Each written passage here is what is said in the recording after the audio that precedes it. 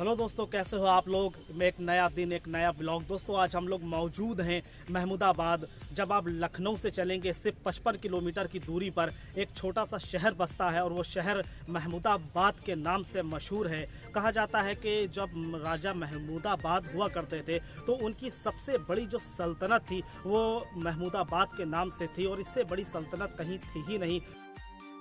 दोस्तों कहा जाता है कि 1677 में इस्लाम धर्म के खलीफा के पहले वंशज राजा महमूद खान ने इसकी स्थापना कराई थी। ये पूरा महल जो मैं आपको दिखाने वाला हूँ ये 20 एकड़ में फैला हुआ है। दोस्तों 20 एकड़ बहुत ज़्यादा होता है और ये भी कहा जाता है जो महमूदाबाद रियासत है दोस्तों ये अपने में बहुत बड़ी रियासत है। इसके अलावा कोई रियासत इतनी बड़ी हुई नहीं है। इसकी रियासतों में जो चीज़ें शामिल हैं, जो शहर शामिल हैं वो बाराबंकी भी है, लखनऊ भी है, लखनऊ का बाग भी है और उसके बाद हजरतगंज का भी बहुत सारा हिस्सा है। पड़ोस में बिल्कुल पड़ता है पैतेपुर भी है। बाराबंकी के कई गांव हैं। अगर इन सब संपत्ति की आय निकाली जाए, इन सब संपत्ति को अगर कैलकुलेट किया जाए तो हजारों करोड़ रुपयों में ये संपत्ति बनेगी।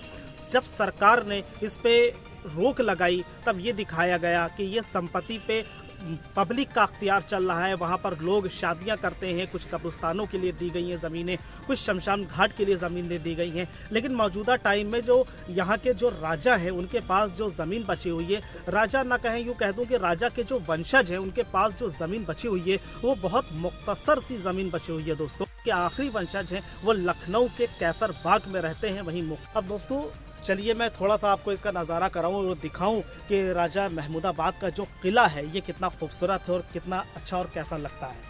लखनऊ के इमामबाड़ा गए होंगे तो आपको ये लगेगा, महसूस होगा कि ये बिल्कुल लखनऊ के इमामबाड़ा के तर्ज पे बना हुआ है दोस्तों और काफ़ी नायाब है, काफ़ी खूबसूरत है। एक वक्त ये था, इसके बारे में कहा जाता था कि मिट्टी का बना हुआ था, लेकिन एक जंग में ये पूरा ढहा गया, तहस नहस हो गया। उसके बाद यहाँ के जो तत्कालीन राजा थे उन्होंने इसको बेहतरीन और खूबसूरत ईंटों से बनाया हुआ है जो काफ़ी पतली ईंटें कहलाती हैं। आप मेरे पीछे ये देख रहे हैं दोस्तों, ये कुछ एक बैठने का टाइप का बना हुआ है, एक फ्लोर टाइप का बना हुआ है। यहाँ पर कहते हैं कि पहरेदार बैठते थे और इसकी रक्षा के लिए इसकी सुरक्षा के लिए बैठते थे। आप मेरे पीछे देख रहे हैं जो गेट बना हुआ है दोस्तों, इस गेट में यहाँ पर कुछ कीलें निकली हुई हैं, बड़ी बड़ी सी कीलें निकली हुई हैं। तो इतनी बड़ी कीलें लगाने का मकसद ये होता था कि जब राजा और महाराजाओं के टाइम में जो जंग होती थी, अगर यहाँ पर हाथी से यहाँ पर आक्रमण किया जाए या घोड़ों से आक्रमण किया जाए तो ये जानवर यानी कि हाथी के सर में लग जाए और हाथी दूसरी साइड भाग जाए। इसलिए इसकी सिक्योरिटी के लिए यहाँ पर बड़ी बड़ी सी कीलें लगाई गई हैं दोस्तों। और इस साइड भी आप देख रहे हैं वही चीज़ बिल्कुल बनी हुई है, दरबान के खड़े होने की जगह ये बनी हुई है। अगर मैं आपको दिखाऊं तो ये नक्काशी बनी हुई है और जो कि बहुत ही नायाब है और पत्थरों की बनी हुई है, जो समझ लीजिए कि काफ़ी 100 सालों से बनी हुई है, लेकिन वैसे ही ये चमकदार है, वैसे ही खूबसूरत है। इसकी खूबसूरती में कोई कमी अभी तक नहीं आई है दोस्तों। आप और भी देख सकते हैं, इसकी ये पूरी वॉल है। आइए दोस्तों यहाँ के कुछ लोगों से आपको मिलाना चाहता हूँ और उनसे पूछेंगे यहाँ के जो मुकामी लोग हैं कि ये किला आपने कितनी बार देखा और इस किले के बारे में कुछ आप बताइए। हेलो, आपका नाम क्या है? जीशान भाई, ये बताइए कि ये किला आप कितने सालों से और कब से देख रहे हैं? ये छोटे थे, 6 साल के, तब से दादा से आते थे। अच्छा, तब से देख रहे हैं।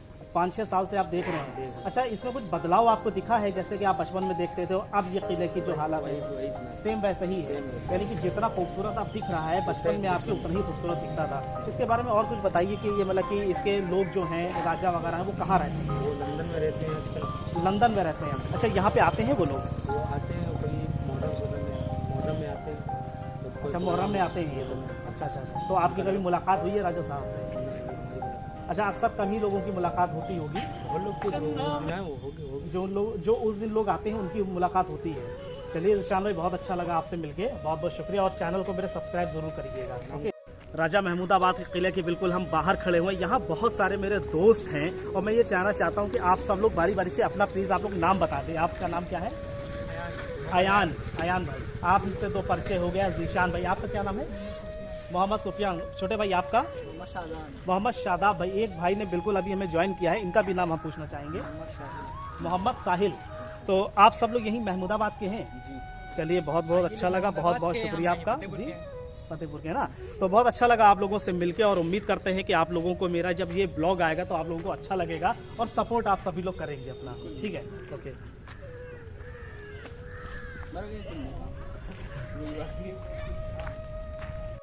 ये दोस्तों अगर महल के अंदर जाना है तो ये डोर है, डोर के अंदर मैंने कदम रखा है तो यहाँ से महल के हम अंदर जा सकते हैं। ये देखिए काफ़ी बड़ा सा ये दरवाज़ा लगा हुआ है महल के अंदर जाने का। आप देख सकते हैं मेरे पीछे काफ़ी बड़ा सा है।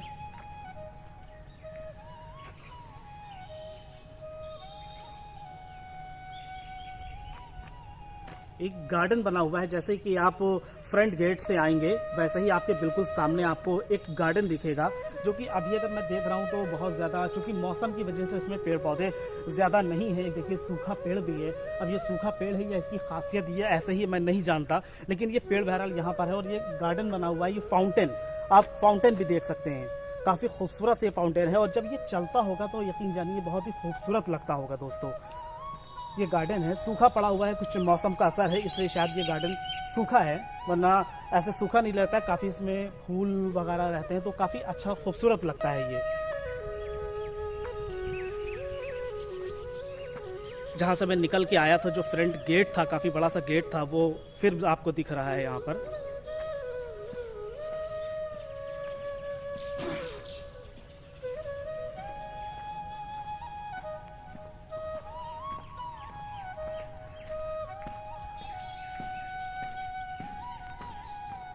उस गेट से जैसे ही आप अंदर आते हैं, जो आपको मैंने गार्डन दिखाया था, गार्डन के बाद एक गैलरी मिलती है जो कि काफ़ी चौड़ी सी गैलरी है।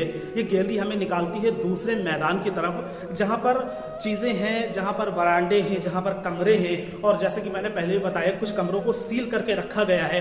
क्यों सील करके रखा गया है ये तो मैं नहीं जानता, लेकिन बहुत सारे कमरों को सील करके रखा गया है।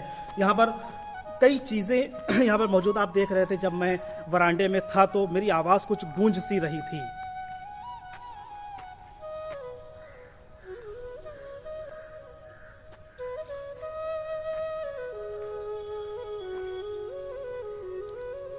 दोस्तों मेरे बिल्कुल पीछे आप देख रहे हैं जो दरवाजे लगे हैं, हरे कलर के दरवाजे लगे हुए हैं, इसमें दर बने हुए हैं और काफ़ी बड़े दर बने हुए हैं। वो दर इसलिए बने हुए हैं कि यहाँ पर मजलिसें होती हैं, शिया हजरात की जो मजलिसें होती हैं इसका यहाँ पे एहतमाम किया जाता है। और जब मुहर्रम का महीना आता है दोस्तों, तब यहाँ पर अगर आप आकर देखेंगे तो एक बहुत ही अच्छा यहाँ पर लगता है। और अच्छा इसलिए लगता है क्योंकि यहाँ पर बहुत भीड़ होती है, बहुत दूर दूर से लोग आते हैं। सिर्फ लखनऊ, फतेहपुर या महमूदाबाद ही नहीं, देश के बड़े बड़े शहरों से लोग आते हैं यहाँ पर, वीडियोग्राफी भी करते हैं और यहाँ का मातम देखते हैं और यहाँ की जो खूबसूरती है वो भी देखते हैं। ये महल जो राजा साहब का है अपनी पूरी आबोताब बयान करता है और अपनी खूबसूरती बयान करता है।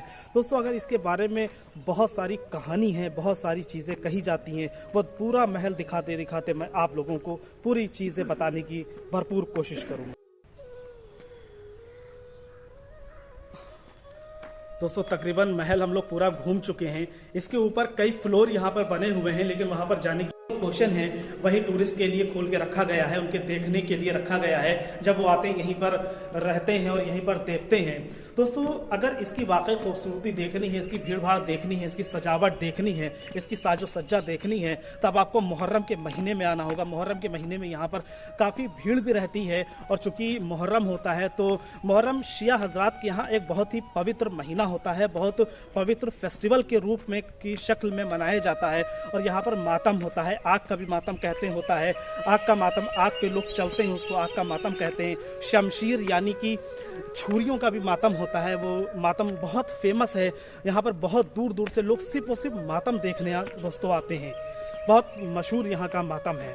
यहाँ पर जो लोग रहते हैं तो कोई राजा का वंशज तो नहीं रहता, लेकिन उनके जो कर्मचारी हैं वो लोग यहाँ पर मौजूद रहते हैं इसकी देखरेख करने के लिए। जो कि मैंने आपको बताया तकरीबन ये 20 एकड़ में फैला हुआ है। 20 एकड़ की जो रियासत है, काफ़ी बड़ी रियासत होती है, तो उसकी देखरेख करने के लिए बहुत सारे लोगों की ज़रूरत होती है। यहाँ पे जितने भी लोग हैं सब एम्प्लॉयज़ हैं। और यहाँ पे अगर मैं आपको दिखाऊं तो इसके गेट के बाहर मैं आ चुका हूँ और गेट के बाहर बहुत सारे छोटे छोटे से मकान बने हुए हैं कच्चे, तो इन मकानों में भी वो लोग रहते हैं और पुश्तैनी वो लोग रहते हैं जो इस महल की हिफाजत के लिए या इस महल के छोटे मोटे काम के लिए यहाँ पर रखे गए थे राजा के जरिए, इसलिए यहाँ पर ये लोग रहते हैं। इसके पीछे काफ़ी बड़ा मैदान भी है, इसका भी लोग फोटो क्लिक करते हैं और ये काफ़ी खूबसूरत है। अगर आप आना चाहें, अगर आप लखनऊ में रहते हैं तो लखनऊ के अगर आप रोडवेज से आना चाहते हैं तो आप कैसरबाग बस अड्डा जाइएगा। कैसरबाग बस अड्डा से आपको डायरेक्ट महमूदाबाद की आपको रोडवेज बस मिलेगी।